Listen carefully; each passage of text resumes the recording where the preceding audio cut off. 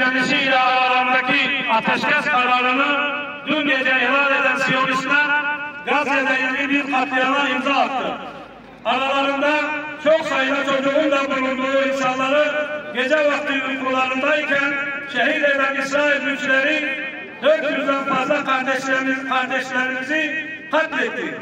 Savunmasız insanlara havadan bomba yağdırarak aşağılık ziynetini gözler önüne seren Siyonistler iyi bilmelidirler ki işledikleri savaş suçları yanlarına kar kalmayacaktır.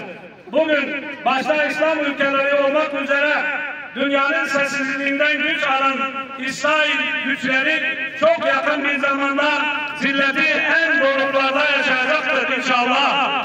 Zira öyle bir gün gelecek ve İsrail rejimine öyle bir tokat atılacaktır ki Siyonistler bir daha haberlerini doğrultamayacaktır.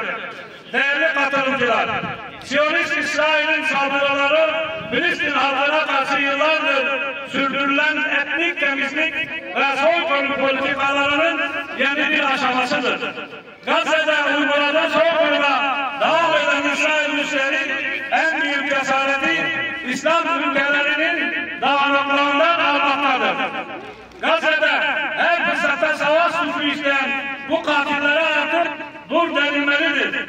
Bu olaylardan sonra İslam ülkelerinin liderlerinin mutlaka bir araya gelip bu katillerle anladığı dilden konuşmaları gerekmektedir. Kıymetli hazırlık, İsrail rejimi başbakanı Siyonist katil zalim Netanyahu'nun Arap ülkelerinin liderlerine hitaben sarf ettiği koltuklarınızda oturmak istiyorsanız zulme karşı susacaksınız mealindeki sözleri zihinlerdeki yerini korumaktadır. Arap ülkelerinin liderlerinin Netanyahu'nun bu skandal sözleri karşısında sessiz kalmayı tercih etmeleri de son derece manidardır. Hal böyleyken Arap ülkelerinin liderleri adeta teslim bayrağını açmışken biz Müslüman halklara büyük bir görev düşmektedir. Öyle ki bizler meydanları terk etmeyeceğiz. Bizler maddi sahadaki cihattan geri durmayacağız.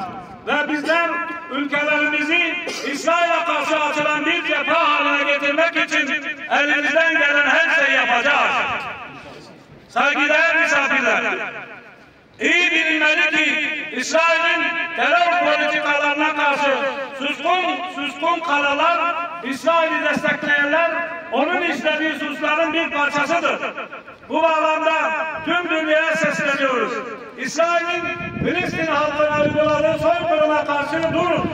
Uluslararası toplumun İsrail'i derhal yargı önüne çıkarması için harekete geçin. İsrail ile olan diplomatik ve ekonomik ilişkileri kesin. Savaş suçlularının hesap vermesi için uluslararası mahkemeler kurun. Son olarak bizler Türkiye'deki Müslümanlar olarak İsrail'in işgal, soykırım ve terör politikalarına karşı durmaya devam edeceğiz. Bu zulmü ne unutacağız ne de affedeceğiz. Filistin özgür olana kadar mücadelemizi sürdüreceğiz. Kahrolsun zulüm, yaşasın özgür Filistin. Tekbir! Allahu Ekber! Tekbir! Allahu Ekber! Tekbir! Allahu Ekber! Hamas'a selam, direnişe devam! Hamas'a selam, direnişe devam! Hamas'a selam, direnişe devam! Amin.